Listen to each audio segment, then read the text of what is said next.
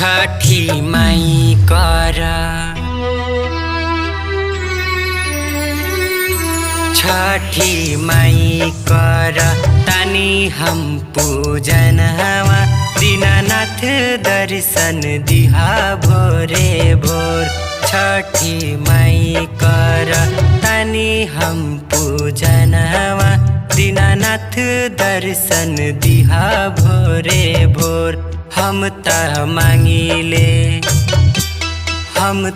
मांगिले एक सुनर ललनवा दीनानाथ दर्शन दिहा भोरे भोर।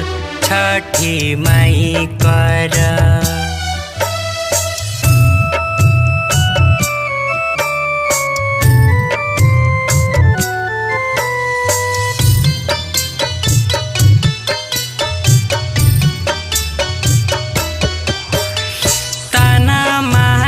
सासु माई ताना मारे गौआ कैसे के जिही माई हो।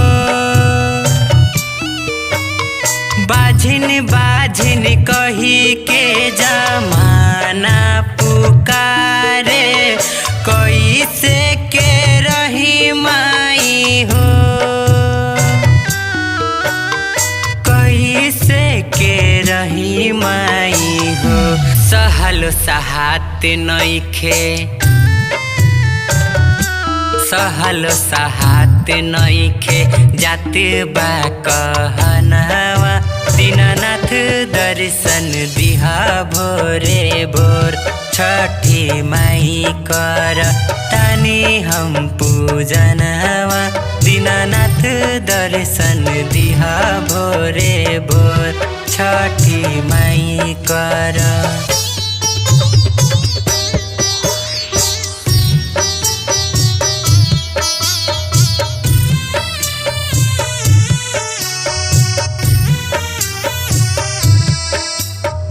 जोड़े जोड़े नारियल सुपावा चढ़ावनी सुनहली माई बिनती हमार।